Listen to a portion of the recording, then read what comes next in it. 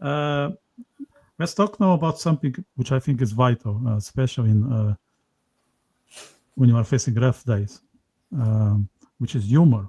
Okay, I think it's a key element for survival and also for personal development.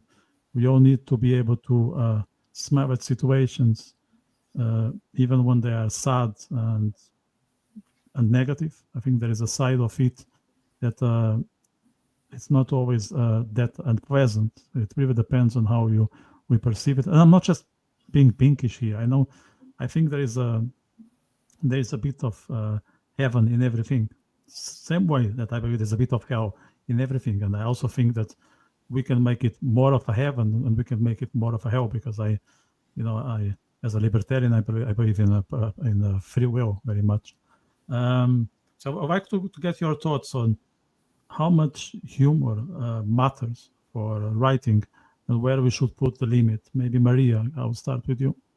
No, this is a very interesting topic because I think there's not a very easy answer to it. I don't know, personally, humor has been a way for me to deal with very difficult things in my life. So I think if you can make yourself laugh, or if you can use black humor in a situation to diffuse the tension and all of that, it's a very good way of dealing with things, I find. So I find that seeps into my writing as well. I find that I cannot go too long without wanting to create a situation, whether that is some sort of comic relief or whether it is irony, which I'm also a very big fan of. So I think it's very important because in writing, as in real life, you cannot really avoid it.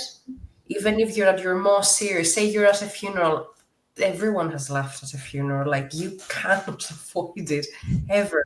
So whether it's intentional because you want to create a situation, um, sorry, or whether it's just something that happens in parallel with something else and it has a different purpose, I think it has to be there. I cannot imagine writing about something and everything is, as it should be. Nothing unexpected is happening. No one stumbles on something. No one is saying their own thing. There's no misunderstandings. I think humor makes things so much more interesting. And there are so many forms and so many different ways that you can include it in your writing as well. It brings an extra little something. And if you use it correctly, it can be such a big asset. It's really difficult, I find, because I can't think, I want these people to say something funny. What can they say? Blank space, everything. I cannot just like that. In fact, Jeroen has read this. I'm having a thing where two people are stumbling into each other in the dark. And I was like, okay, I wanted it to be funny. And I could not think, what can two people that are not supposed to be at the same place in the dead of night can say to each other that, make it funny? And I resorted to, they do that with each other because you're trying to feel out and you end up having that sort of fist fight, because I thought that would work better in that situation. So I could not find anything to write. So I resorted to some sort of, funny, in my mind, physical altercation for it, which is something that might as well happen in real life. You think, I want to be funny here. I want, to be witty. And nothing comes to mind. So I'm finding it really hard to include it as actual words. So I resort more to situations that might be humorous than people trying to be funny. Because, I find that if I want to be funny, I'm with the most boring person I've ever met. Yeah, there is a poem from a Portuguese poet. His name he passed, I think, a decade ago. And he treats the smile as an invite. And I'm going to read the poem in English just for you. It's a very short one. And I hope you forgive me for my bad poetry reading skills, but I'll do my best here. And the poem says something like this. So the poem is called "The Smile." Okay, and it says, "I believe that was the smile that opened the door. It was a smile of much light within it, wanting to enter it and dress, becoming naked in that smile, to run, to sail away, to die within that smile." So that's the poem, and I think it's all about smiling being an invite that you cannot resist. Like the smiling is like a sort of temptation.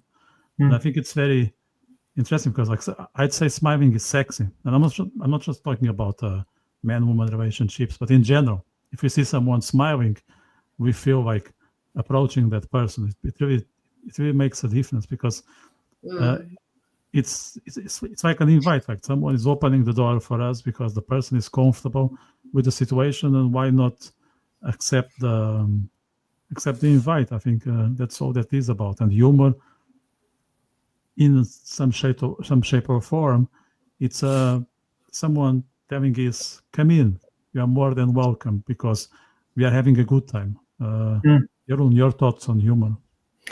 Yeah, it's funny that I would agree with some of the things that Maria said, but I also try to avoid humor, because I believe that if I try to avoid it, that it comes not kind of naturally, if you know what I mean.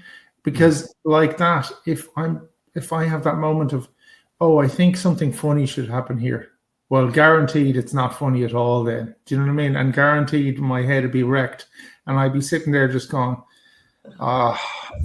So it's funny. I try to introduce humor by taking it out and by removing it, because I think that, life is funny. There are some funny moments in life, and there are a lot of funny moments in life. And the funny moments in life are the bits that actually you don't expect them to be funny. You know what I mean? Or the bits that shouldn't be funny because of some rule or some, whatever it is. But life is funny. Funny stuff happens.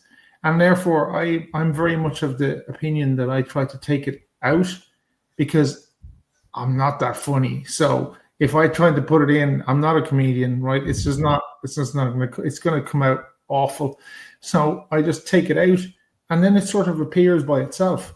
And the thing is, because everybody has different sense of humor anyway, and everybody has different, humor is very much mood based as well, how you're feeling, whatever it is. But, somebody else can see something in your writing that they find really funny. And you're scratching your head going, geez, I never even thought about that as funny. But then you kind of see it as funny then, you know what I mean? Or you can read something by somebody else and you'll be cracking up at it, and you're going, that's absolutely hilarious.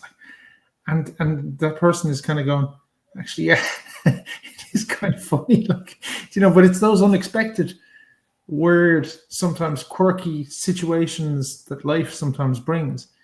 And like that, to find a bit of humor in dark, horrendous situations, it is your survival in a way sometimes. So I very purposely try to avoid writing humorously, because I think if I write humorously, well, I can guarantee you it's going to be the most boring thing that's ever been written, for me and for everybody else. So yeah,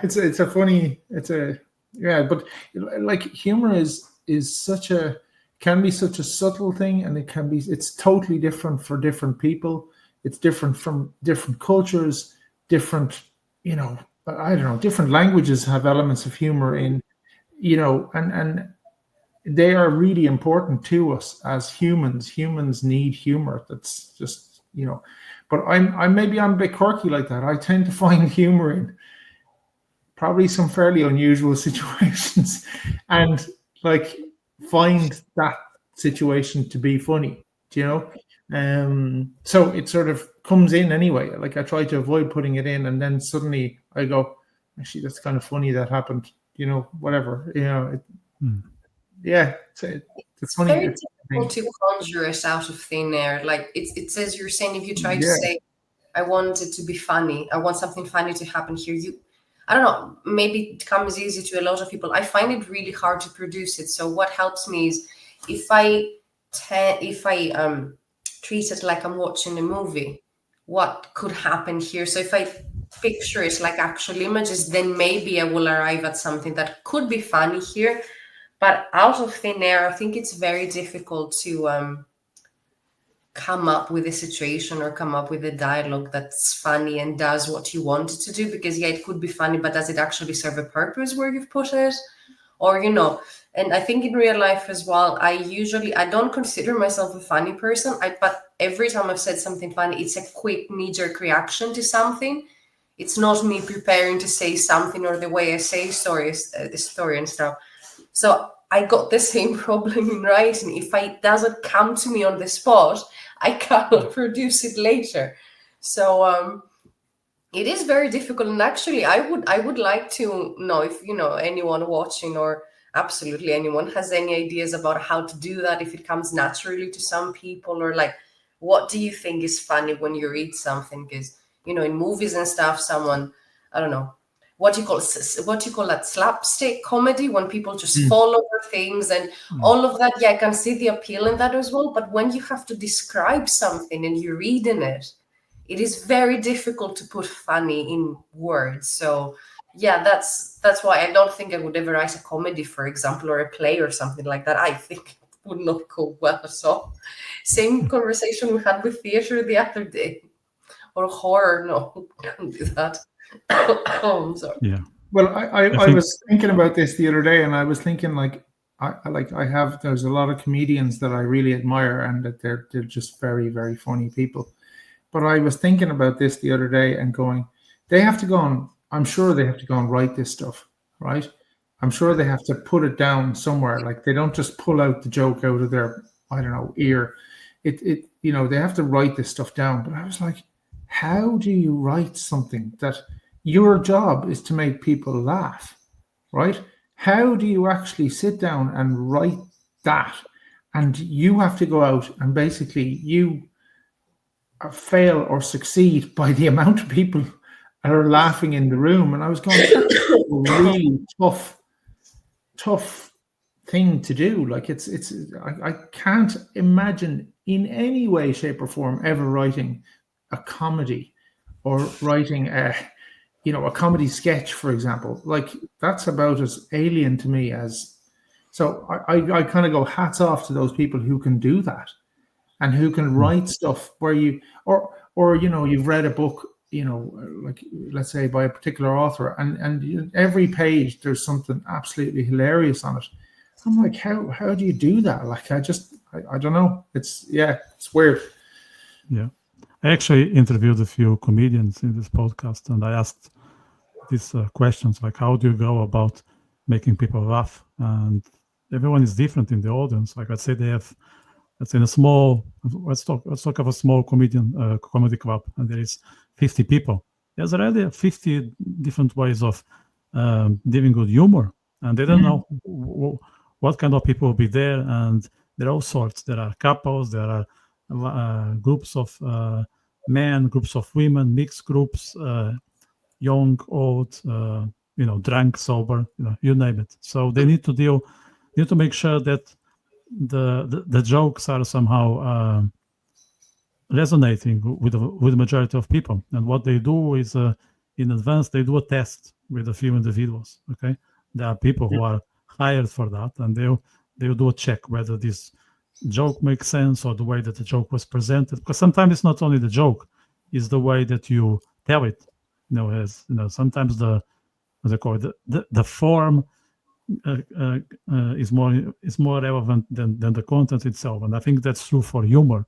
Now, in our case of writers, we just put it on the paper. Of course, you can use certain words.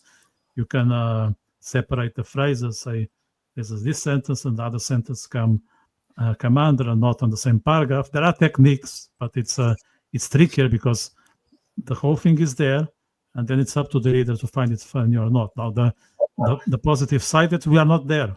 If the reader doesn't find it funny, that's okay. We are seated in our living room. That's fine. For the comedian, it's a big challenge because they can fail on the spot, and they need to get on with it right away. Of course, they can measure and see if the joke makes sense, or they need to shift the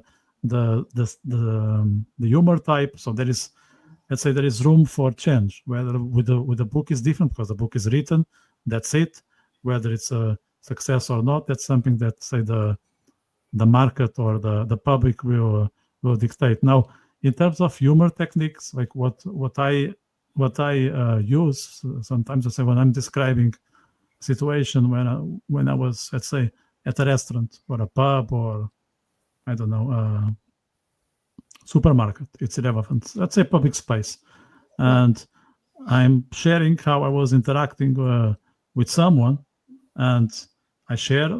Okay, I describe the situation, like what words we exchange between myself and the other person, but also what's going on in my head. And as we all know, sometimes our head is telling something different from our mouth is.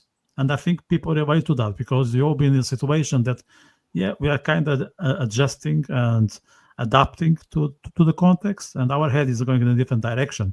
And this gap is often funny because we have all sorts of crazy thoughts, and we have to deal with strange situations, and that's life. And I think humor is also a success when it resonates with people.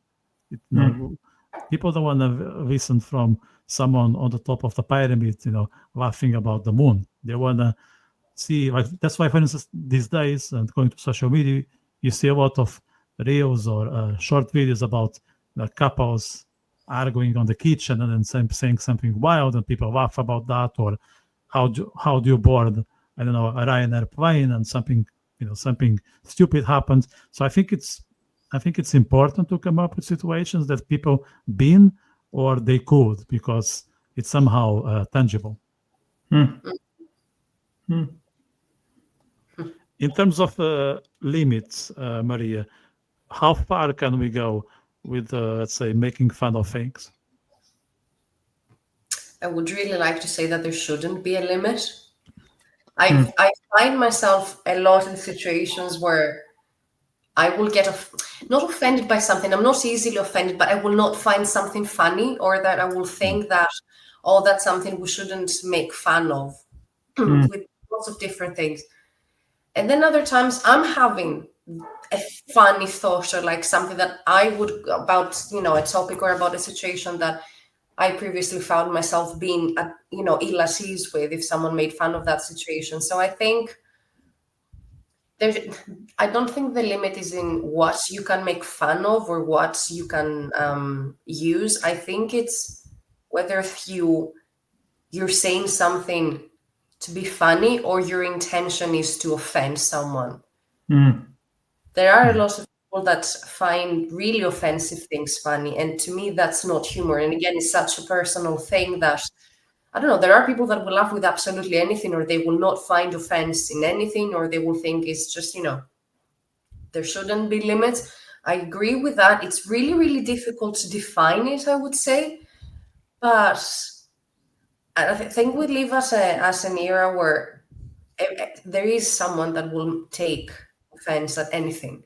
There is absolutely this conversation. There could be someone that says, "Oh, you said that, and you didn't mean it like that. You meant it like that," and I got offense. I don't think you can avoid it as well. So